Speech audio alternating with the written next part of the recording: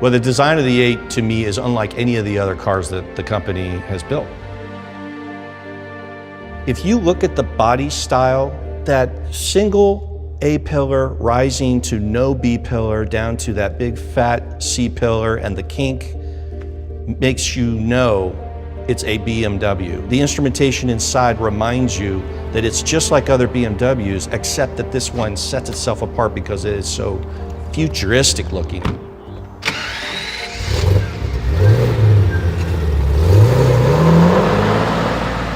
The first time I saw the E31 was from a brochure that my dad brought home.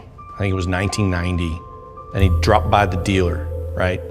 And he brought this thing home and described for me that BMW had taken 2 inline sixes, smushed them together, and doubled the coil count, doubled the spark plugs, doubled the everything in this engine, and wrapped it in this technological marvel of internetworking. The car had its own network. I remember him saying that because we were both into networking at the time. He was really the first time I saw this car come to life. It was through his admiration for how this car had been built that I fell in love with it. The BMW 850 CSI is a 5.6, almost 5.7 liter V12. This is the granddaddy Poompa engine of the line. This car has a 6-speed transmission, which was unheard of in the 90s. The horsepower delivered at the factory was 380 horsepower.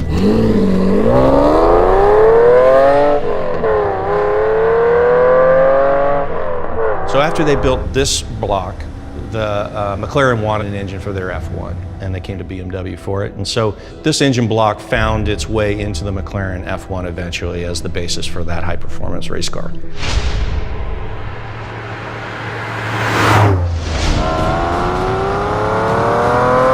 It's a heavy car. It's a GT, Grand Touring car. It weighs about 4,200 pounds. And by today's standards, that's not too heavy, but in the 90s, that was a heavy car.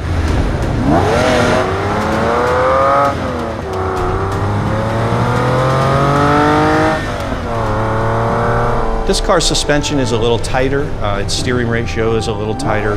So driving the CSI, it's like driving a high-performance GT, a highest performance GT.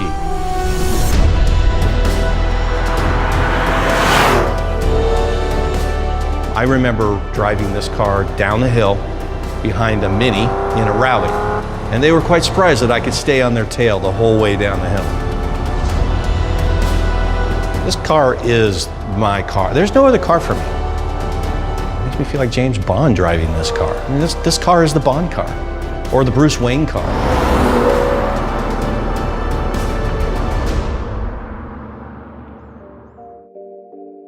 My dad, he was always kind of this lone wolf. His mother died when he was young, when I think he was 17, 16 years old. His dad kind of couldn't handle it, so he went to live with his grandmother. I imagine, he grew up kind of pretty lonely guy. He stuck to himself, extremely smart, knew a lot about everything. So he grows up kind of lonely. There was no sense of family from him. His family was cars. His family was his friends and his community that worked on cars. As he got older, life's expenses and paying for kids, it changes, what you can afford. And so he did less and less with cars, just as I was kind of ramping up my interest in cars and ability to buy cars. Being able to pick him up at the airport with this car and hand him the key and then have him drive us home. You should have seen the smile on his face. He had finally experienced that the execution of that passion that he had always had for this car.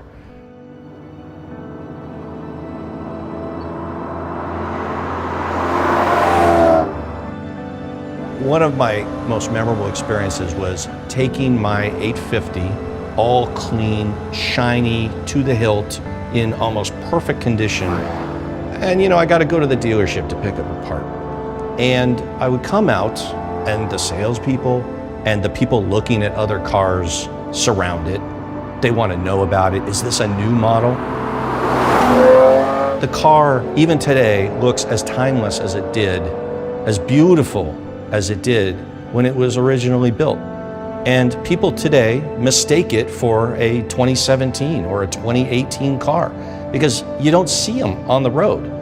That's kind of one of the neat things about this car. It's stuck in time because it wasn't built for very long and there weren't that many built. So when you see them on the road, it's like seeing Sasquatch. It is so rare. When I see another 8 Series driving along the road, I am so excited. And almost always the other owner waves at me as I wave at him. I mean, it's like we don't even know each other, but we do know each other because we both own the dream car that BMW made back in the 90s.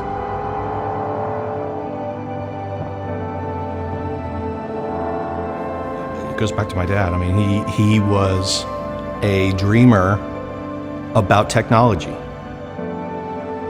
I remember him telling me one time, he said, I really wish I could live another 100 years because I want to see what happens technologically. How do we advance, you know, as a species? Where do we go in space and stuff like that? And for me, this car, it being sort of stuck in time is really cool.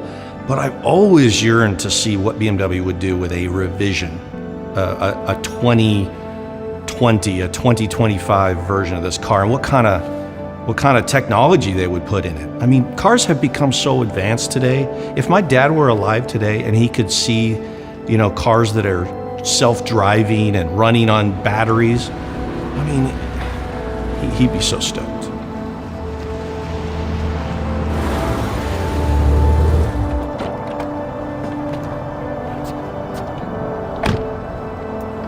With this car, it's almost perfect. I think the last thing I need to do with it is just maybe respray the front, respray the hood, and get it back to its actual pristine dealer perfection. But the problem I have with that is it's just going to get road rash again, and otherwise I wouldn't be able to drive it. It'll be stuck in the garage. So I don't want it to become a garage queen. I want to keep it drivable, and that's what's so visceral and exciting about this car. So maybe I won't do anything. Maybe I'll just keep it exactly the way it is and just drive it.